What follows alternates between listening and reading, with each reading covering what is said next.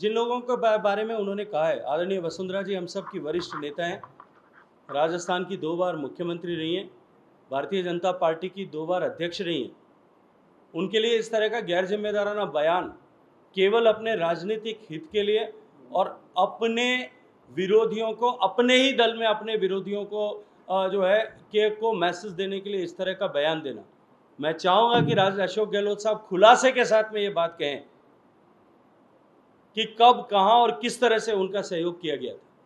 ये जो है अपने राजनीतिक हितों के लिए, अपने विरोधियों का दमन करने के लिए दूसरों पर कीचड़ उछालने की परंपरा राजस्थान में नहीं थी। अशोक गहलोत साहब, आप इस तरह की परंपराएं शुरू करके जो है राजस्थान में अच्छा संदेश नहीं दे रहे। वो आपके एक एमएलए को साथ लेकर बैठते हैं, आपके एमएलए कौन? शोभा रानी को। अब हमारी एमएलए नहीं है, थी।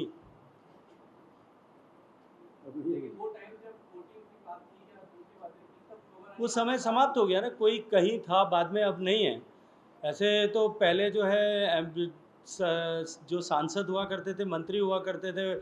कांग्रेस पार्टी के, वो अब भारतीय जनता पार्टी में आ गए, मंत्री हो गए, तो अब वो उसके बाद में अभी भी हम उसी पर उनके प्रश्न की वो उनके हैं ऐसा मानेंगे। सर, क्या ये आरोप सही है कि बीजेपी ने साल 2020 में सरकार गिराने की, गहलोत सरकार गिराने की कोशिश की थी, क्योंकि बार बार ये आरोप हर रोज बोला जा रहा है,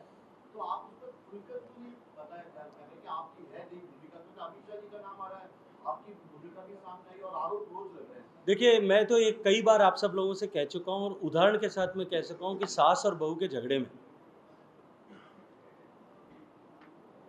पड़ोसी का नाम घसीट करके अपने घर की इज्जत बचाना ये कोई नई चीज़ नहीं, it's not an uncommon phenomena.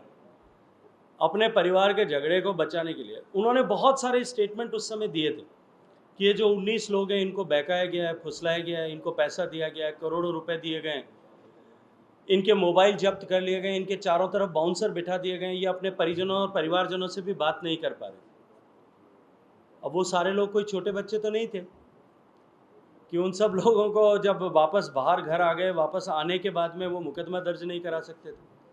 उनको जाकर के खुलासे के साथ में, अगर उनके साथ में किसी तरह का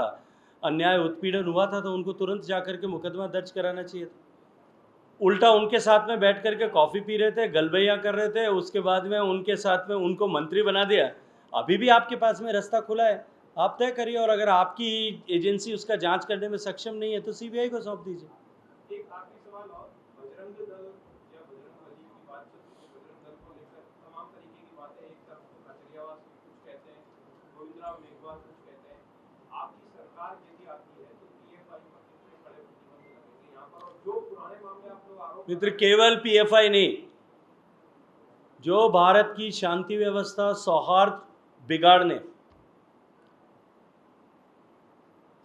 भारत की सीमाओं के साथ खिलवाड़ करने के लिए दुनिया के दूसरे देशों से प्रायोजित रूप से चलने वाली गतिविधियों को का माध्यम बनने वाले जितने भी संस्थान हैं, विदेश में बैठी हुई भारत विरोधी ताकतों के जो टूल बने हैं,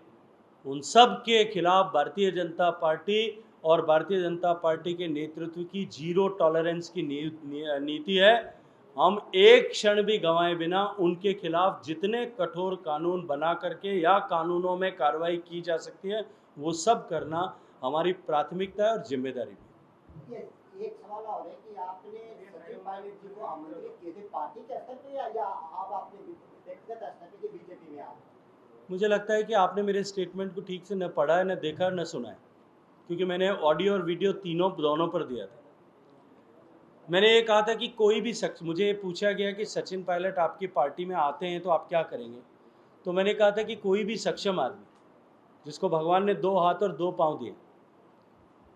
वो अगर किसी राजनीतिक दल के साथ में जुड़ता है, राजनीतिक दल को उसका स्वागत करना चाहिए। और कोई सामर्थ्यवान आदमी जिसके साथ में, जो मास लीडर है, हज़ारों लोग जिसके साथ में जुड़े हैं, वो अगर भारतीय जनता पार्टी की रीति नीति का में विश्वास करते हुए, भारतीय जनता पार्टी के नेतृत्व में आस्था व्यक्त करके भारतीय जनता पार्टी के साथ में जुड़े हैं, पार्टी को स्वागत, बाहें पसार करके उनका स्वागत करना चाहिए। आज भी सचिन पायलट को लेकर पार्टी के लिए, अगर भारत, मैं केवल सचिन पायलट के लिए नहीं कह रहा हूँ, अगर आप भी ये तय करेंगे कि आपके सभी पत्रकार मित्रों के साथ भारतीय जनता पार्टी में जुड़ना है, हम बाहें पसार करके आपका भी स्वागत करने वाले हैं। ये शेखावत जी वो तो मुख्यमंत्री के पद के भूखे हैं, तो क्या भाजपा में आते तो मुख्यमंत्री या ऐसा उन्होंने, मेरी कभी उनसे व्यक्तिगत मुलाकात नहीं हुई आज तक कभी, तो इसलिए मैंने कभी उनसे पूछा नहीं है।